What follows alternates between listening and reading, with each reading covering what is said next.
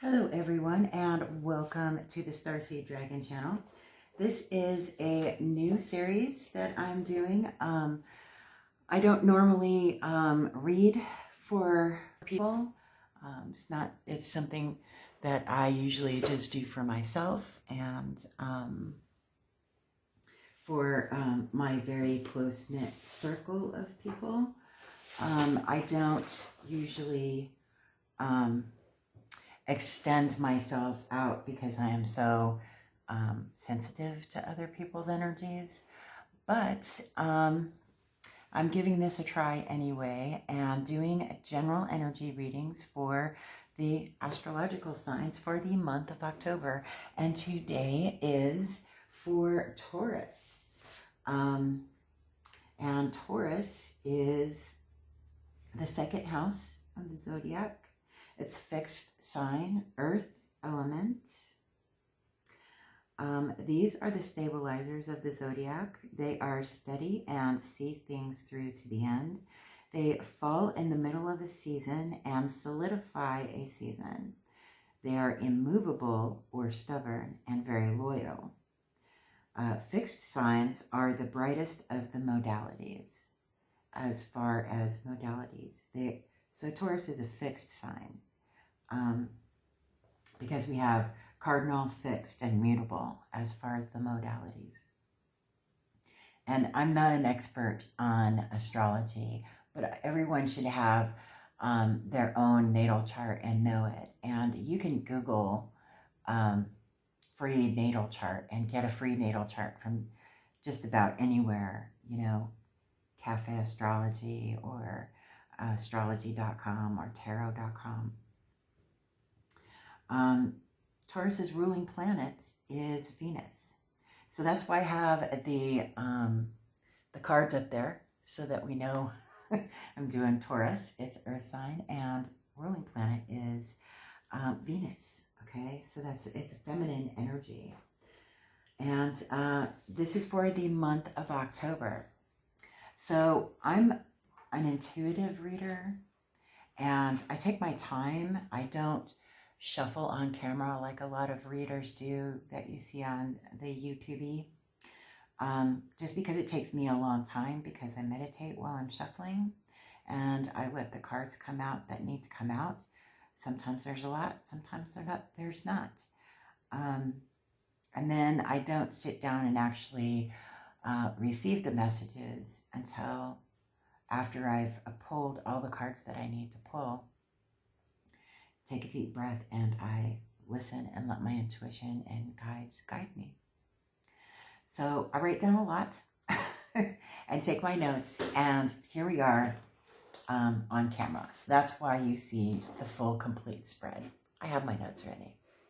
So first of all, for the month of November, let me start by saying for the main pull, I used the Light Visions Tarot. And as you all know, if you're a subscriber to this channel, my usual thing that I do is review tarot and oracle cards. So there's never going to be a deck that I use on here that I haven't already reviewed. If it seems interesting to you, please check out my channel and see the review. If you're interested in learning more about said decks. Also, I have a series, New Perspective, that helps people to exercise their own intuitions. They're not readings, they're just, I pull some cards and we talk about the cards. And this is especially useful for people who are just learning about, their own spiritual journey and learning about tarot and trying to figure out the meanings and talking things out. And it's a cool little community. So if you'd like to join, then welcome. But so Light Visions Tarot, and I am clarifying with the Aquarian Tarot, which is a mini deck in a tin. I love the mini decks. I love being able to hold the cards in my hand without them flying everywhere. So what I noticed is in the main pull, you had 6 major cards. very significant. And with the clarifiers, there were 4 major cards. So major arcanas, there's 10 major arcanas here. This is a major shift for you, Taurus. And not every Taurus is going to, take what sings to you and leave the rest. But this is a major month of October for the energy of Taurus out there, right? And please read my description box below. So I also noticed that we have 2 Death cards and 2 Ace of Cups cards.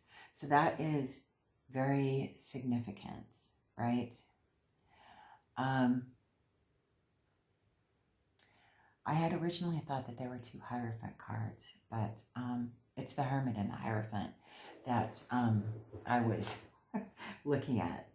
So major events that are going to they're going to be a test of endurance for you this month of October. There's been, you've been trying to manifest a better life. Only meeting with some kind of resistance, like major resistance. I keep getting the message of square peg, round hole, square peg, round hole. So if you're in somewhere in life where you're in a situationship, a relationship with someone, it could be a relationship with work, it could be a friendship, it could be an intimate relationship like a marriage or a, significant other kind of relationship, or even a familial relationship. This is, I don't really feel the familial as much as I feel like it being leaning more towards something more intimate. It's it has something to do with your livelihood, right? So anyway, you've been manifesting or trying to manifest a better life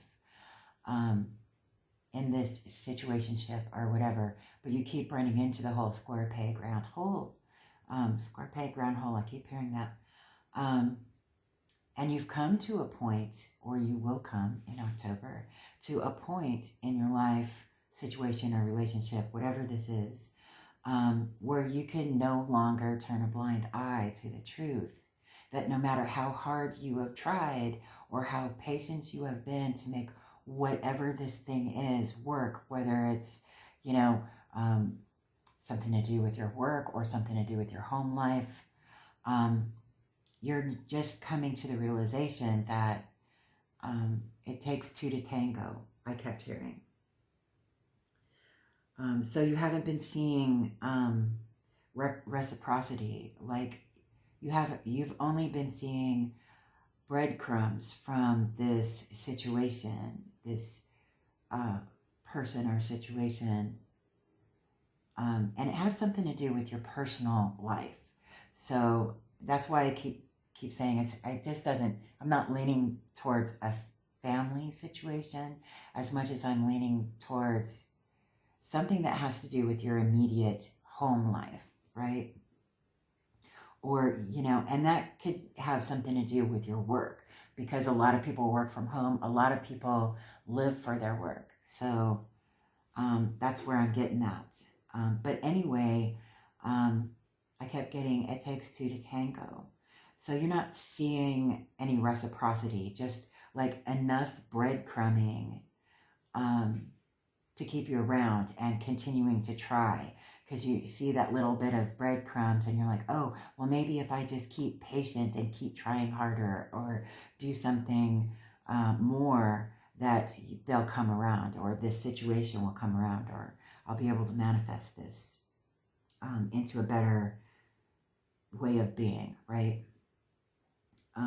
But you're never finding that true happiness and joy. And if you do find a spark of it, it never lasts, right?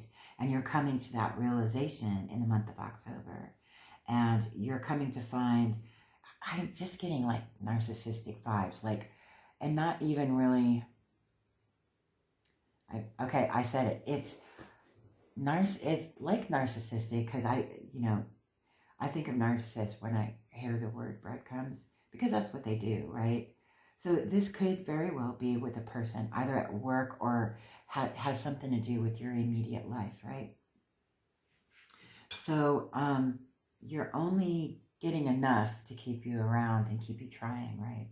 And you've come to that realization that you're never going to get more than that, right? And you're also going within yourself and realizing that you do deserve much more than, what the other side of this situation is willing to give you. And that the other side of this situation or this relationship or whatever it is never going to reciprocate what you have put into it and will never bring you the joy and love that you truly deserve. So you're going within to realize that, and you're bringing light to the truth of the situation instead of turning a blind eye to it. Because, the Queen of Swords is the assassin of the deck, and she does not deal with bullshit. She'll cut you as soon as listen to you lie, right? So, and she's the first card that my intuition just drug me into. And so she's extremely prominent in this reading. This Queen of Swords energy, she's not taking any bullshit. I'm not saying that this is a woman that's, this Queen of Swords is. It doesn't have to do anything with being a man or a woman. It's the feminine energy of this queen persona, right? Just want to make that clear. It's the energy. It doesn't have anything to do with male or female. So, you're coming to the realization that you just can't bullshit yourself anymore, and you can't listen to any more bullshit lies. And because you've come to the realization that, you're tired of listening to lies, and you've listened to lies for too long, and you've burnt a lot of bridges, in order to keep whatever this situation or relationship that has to do with your personal home life alive and well. And you've shunned everything else to try to, because Taurus, you're stubborn, you're stubborn. Let's face it. You're a fixed sign. Your sign is a bull for a reason. You're stubborn, right? You're when you've decided on something, you're not gonna budge, right? But you're coming to the conclusion that now is the time for you to move. And in the month of October, you're going to start realizing that it's time to walk away from the things that no longer serve you, and the people and the situations and the everythings, right? If it doesn't bring you joy and happiness, then you don't need it in your life. It's just the way it is, right? That's the only way you'll ever find true love and happiness, is if you will that into your life and are willing to. And it's hard. I've walked that path myself, where there have been people and things and work environments that I truly, truly loved, and I worked really hard to keep them, going, and to no avail, right? There's got to be reciprocity, and there's got to be love and joy and satisfaction and happiness involved with it. And when there's not, you need to walk away from it, because everything has a time, right? Nothing lasts forever. And it's easier said than done, but it's going to turn out to be a rather joyous thing. Because when you come to this conclusion and start taking care of yourself and mending the bridges that you burned trying to keep this situation or relationship or whatever it is alive, you're coming to see your truth and realizing that your situation will never get better or be more than what it is, and that you need to walk away from anything and everything that does not serve you. And once you do that, all of this abundance, when you start taking care of yourself and standing your ground and holding true to yourself, these two Ace of Cups here, right? You had 2 Ace of Cups and 2 Death cards. Death, here's the Death card. Death card, okay? The Death card is about sloughing off your old life or your old journey that it was completed. It was completed, and you are transforming into your new self and growing and living a new life. You're going on a new journey. It's an awakening, right? And not just these 2 Death cards here that are an awakening or transformation. You have the Judgment card, which is an awakening, letting go of the old. Take the lessons with you so you don't have to live them over again, and starting a new life. This world next to the Death card and the 8 of Cups, come on now. No, come on now. This is a new truth. This is a new world for you. The world is the end. That's the end, right? You have reached the point where you're realizing, going within, realizing your truth, taking back your power and your authority, and manifesting a new life with the Magician and the Temperance. You're manifesting a new life. Your whole world's going to change, and you're transforming, and you're going to be bringing in true love and happiness, true happiness that is heartfelt, because you're taking care of yourself, and you're listening to yourself. And this is a challenge. This 5 of Rods, this is a challenge to take care of yourself, because you've been so busy caring for others and putting your needs aside because you didn't feel that you were worthy, and you kept working and working and working, and there's just no